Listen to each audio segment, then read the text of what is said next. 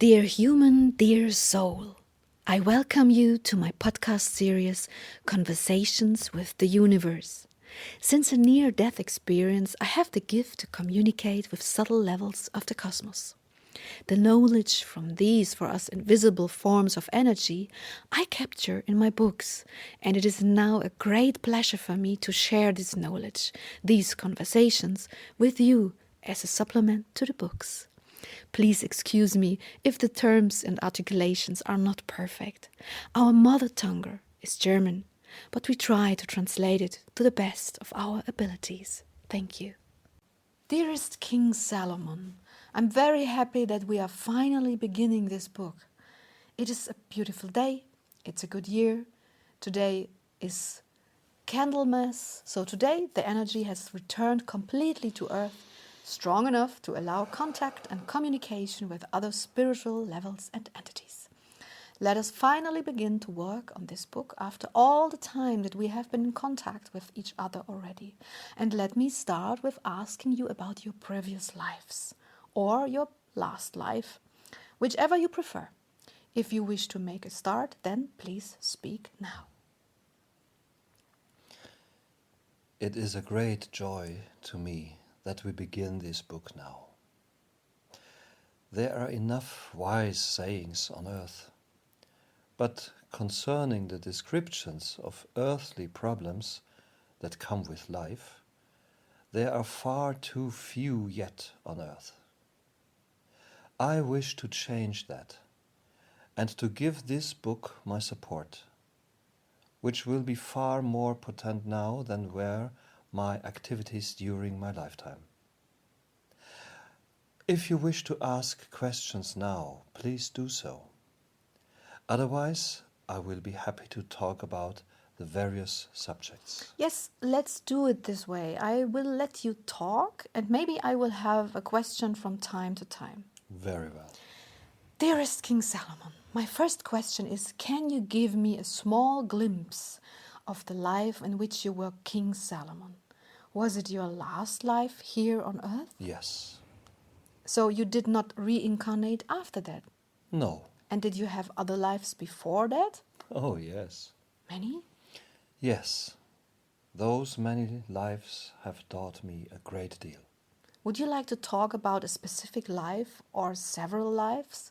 It is up to you, before your time as King Salomon or after. Yes. Then please begin. The wisest life was indeed my time as king, because there I had the possibility to actually implement my wisdom. But the most instructive time was when I was a very poor and very restricted in a material sense human being. You know how much the soul strives to us its lifetime in order to learn and to cleanse and accelerate the cosmic energy. But if you are blocked by material restrictions to a great degree, the challenge is exponentially bigger, and so, naturally, will be the insights. While you can drift around lazily in a warm sea, you will have to swim in a cold sea. Okay. Then would you like to tell me a little more about that other life? What exactly did you experience? How were you enriched by it? I was mainly enriched by the support I received through human connections. Human beings can be very supportive of each other under duress, and this help can change your life just as much as can a psychedelic experience. At the time, I did not have any water, and the people of the village brought me water when I had attracted a human viral illness. This act touched me so much that it made me realize just how precious the interconnectedness of all beings in the cosmos really is. It is useful to live alone when you have discovered an innate gift and strive to develop it, for then you can fully live this gift. But when your task is bare survival, human connections are the most important thing for your soul. There you can gain much insight. Please carry on. Were there other moments that expanded your awareness? Yes, there were. There were thousands of them, Sylvia. Well, tell me whatever you wish to have me to put on paper. These special encounters, people who love each other, have always been an enrichment to me, for love has so many faces. Countless different faces. The love between man and woman, the love between siblings, the love of the children for their parents, the love for your child, the love between friends, same-sex love, the love for animals, the love for plants. It was my highest goal to experience all kinds of love. When I was sad during my life, it was always love which revived me. One very special encounter was the encounter with one of the creators. What do you mean? I mean, please, can you be more specific?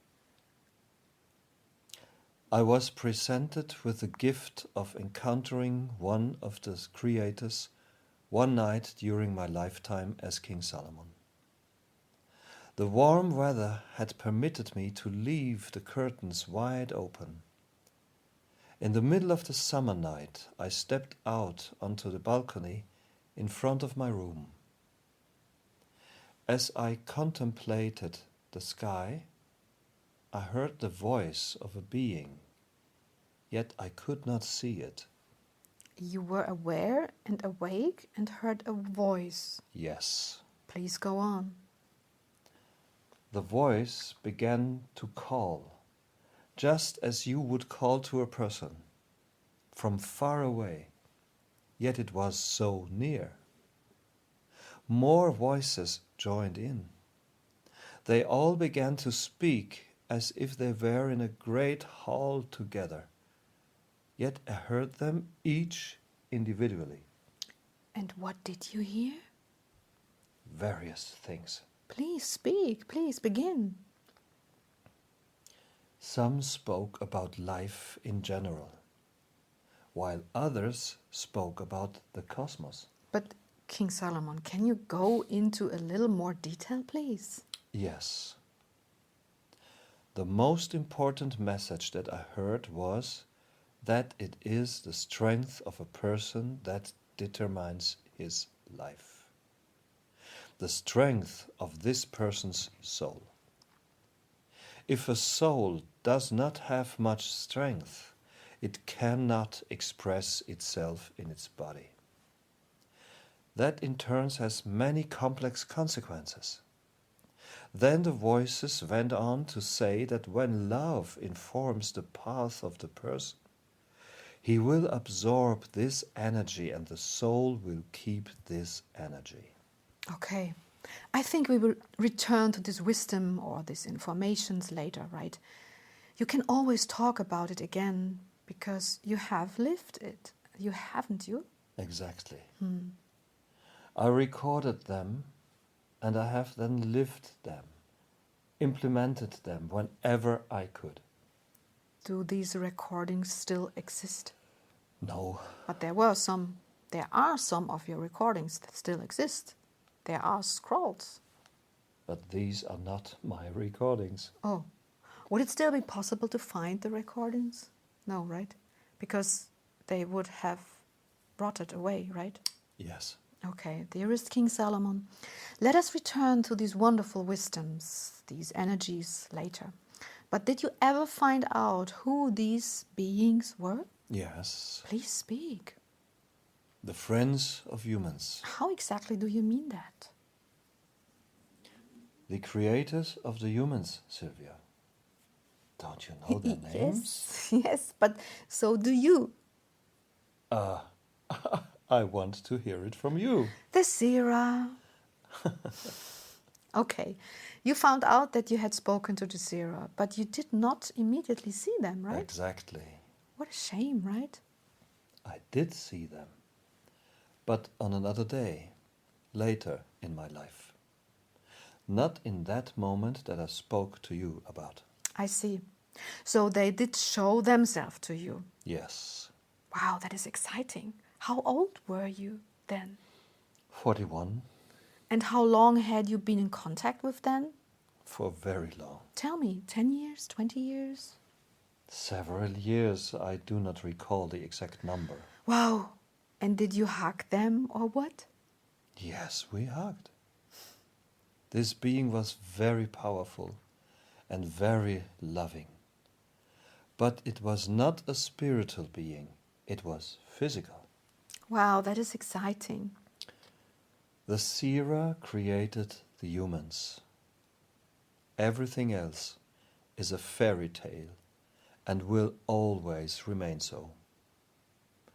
The cosmic creator was the source, not a race like the Seerah. Therefore, I pray to the Seerah as my creators and not to white spiritual forces. So let me summarize. You have met the Seerah and they gave you tips when they appeared there in your balcony. You did not see them in your sleep, right? No. Did you have any encounters in your sleep? No. For the most part, I derived my knowledge, wisdom, and strength from my conversations with the Seerah. Wow, okay. So you only did get to see one Seerah. Did he wear clothes? Yes, of course. What did they look like? Soft, floor length, white. Was it a suit? No. A dress? Yes. Of the kind that the inhabitants of desert countries wear. Ah, these white kaftans. Yes. I would be interested in finding out who invented them. But I will have to find this another time. What did the face look like? Like a human. Only finer. Uh-huh. Like the finest physical pattern of a human. You understand? We are a combination of the element that was present in the apes, in order to make us use of the dexterity of their hands and feet. But we are also connected to with the Seerah through other components. Wow. So this will be kind of like a book about the knowledge of the Seerah? Yes. To be honest, I would also like to know if he was wearing a hat. No. What was the hair like? White. Oh, was he old then? No. And yet white hair. Thick hair? Yes. Exciting. Shoes? Yes. Male? Yes. And did you always hear the voice at night? Yes. And you did not see anything at all first? No, really. Nothing at all. And how long did these conversations last as a rule? Sometimes long, Sylvia, sometimes short. But surely you had companions or a companion in your bed, didn't you? What did they say to this? When I spoke to this stranger, I was all by myself. Ah, that is really impressive. Dear Salomon, now please carry on about your special encounters. You said earlier that you learned most as a human or as a soul in other lives. Could you direct your attention there once again, please? Were there other exceptional encounters? Yes, of course. There were many. The strength I gained through the awareness of compassion when lives were at stake. That was also very moving discovery for me. The people were to be sacrificed and I managed to interrupt that. I saved a life and this was so moving that I had to cry every time. Wow. Please tell me, when was this? In another lifetime, before the time of Salomon. That time I was a judge in a house that was very cruel. And when the owners of this house did not like what a person did, then they condemned them to death. But through my ability to connect with people, I was able to avert this sometimes through discussion and communication. And every time this happened, I was filled with love and strength. I can imagine that. As if the gratitude of these people filled me with strength. This is exciting. I have thought about that myself the other day already, as if this were a sort of currency in the shape of people's gratitude, which so enriches the soul that it gathers strength, energy, which after all is the true currency of the cosmos. Yes, you are right in that. I experienced that. Yeah. Well then, please carry on. Then there was another lifetime. I was permitted to experience in which my work as a priest was also very enriching. For at that time I prayed much, but I did not really know where I was going. This question weighed on my mind so much that I found it hard to do my duty as a priest. But then love came to heal me. For since I had only known life as a monk, without the experience of physical pleasures and touch, the violation of this rule was my true healing. And I realized that what I had been seeking in all my prayers and supplications was nothing other than human attachment. Wow. To feel love. To feel loved. Everything that can heal the human existence can be found in these two words. Wow.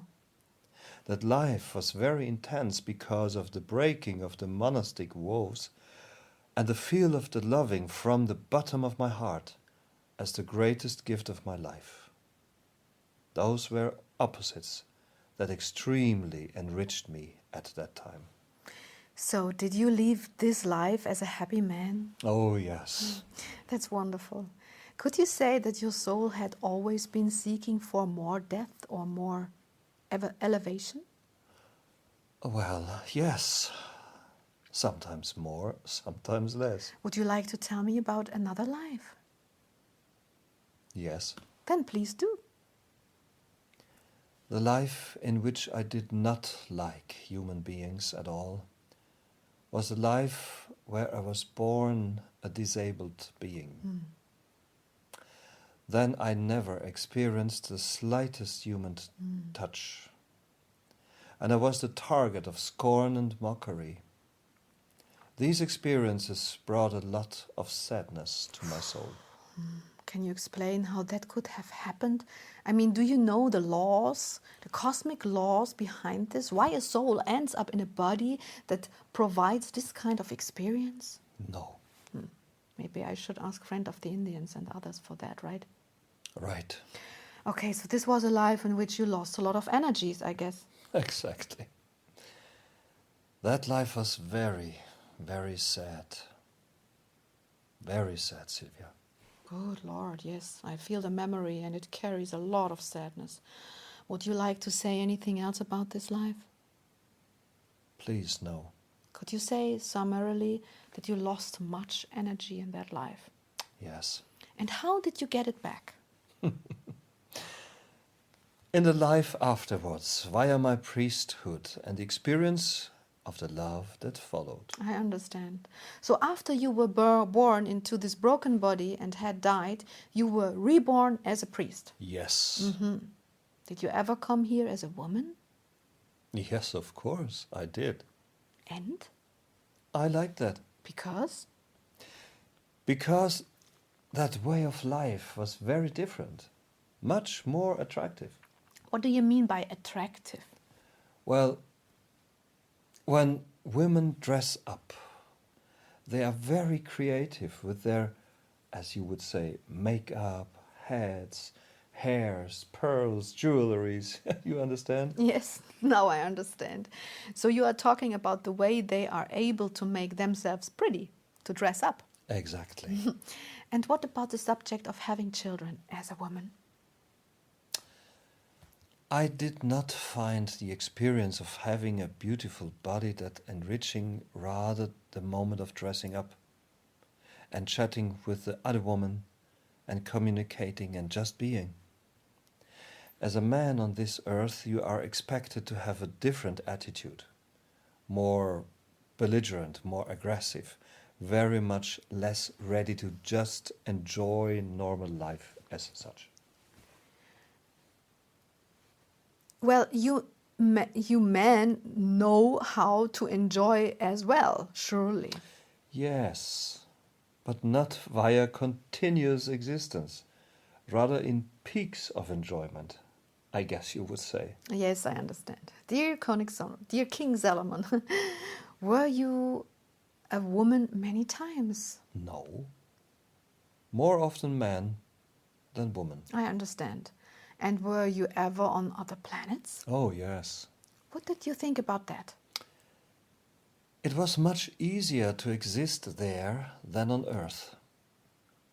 But at the end of the day, the human experiences were the most instructive, as I said before.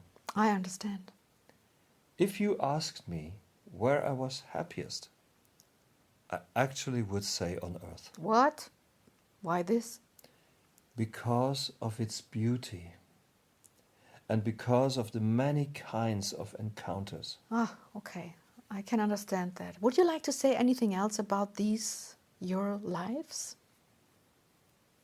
No. Well, then we will end this dialogue and continue tomorrow with your wisdom, okay? Yes, with pleasure. Please, begin to prepare the human conditions you want to ask me about. Life, love, work. All that interests you or that you think may be of interest to others, we will go through one by one. Okay, but I would also be okay if you took the lead. Sylvia, I need your help to bring it into a form that humans will understand. Yes, I understand. Okay, together we will do that. I thank you very much for this first conversation here for this book. It was wonderful and incredibly interesting. Now I will start my day and I'm looking forward to hear you soon. Thank you, love. Thank you, Sylvia. Love.